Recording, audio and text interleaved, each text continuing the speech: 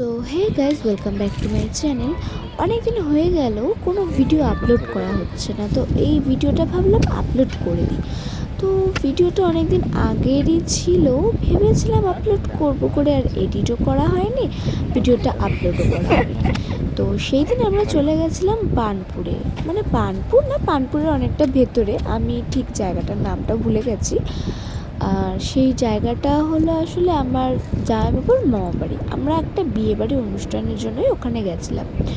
তো সেইখানে আমরা দুপুরবেলার দিকে একটু খেতে, একটু ঘুরতে গেছিলাম। সেই ভিডিওটাই কিছুটা ভাবলাম তোমাদের সঙ্গে শেয়ার করি, তো ভিডিওটা দেখতে থাকো।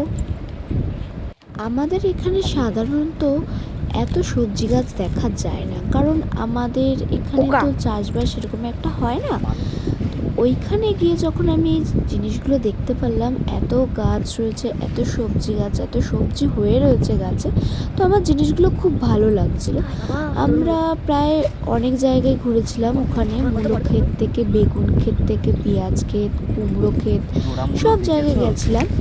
আর অনেক সুন্দর সুন্দর সবজিও দেখতে পেলাম, যে কি সুন্দর সবজিগুলো চাষ করা হয়, কি সুন্দর সবজিগুলো হয়ে রয়েছে গাছে, বেশ ভালো লাগছিল দেখতে।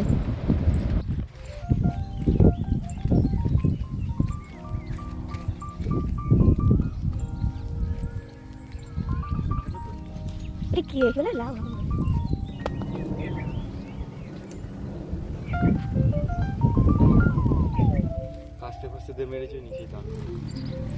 গ্রাম এলাকায় সব থেকে ভালো দিক হলো এখানে কোনোদিন খাবারের অভাব হয় না।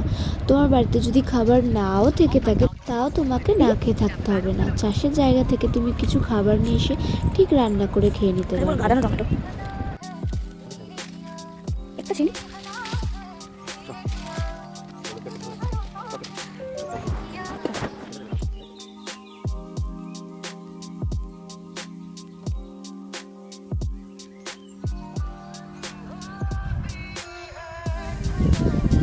কি গাছের চারা গোলা গোলা পেঁয়াজও আছে। তো গাইস, ভিডিওটা এখানে শেষ করছি। সবাই একটু লাইক, কমেন্ট অ্যান্ড সাবস্ক্রাইব করে দিও।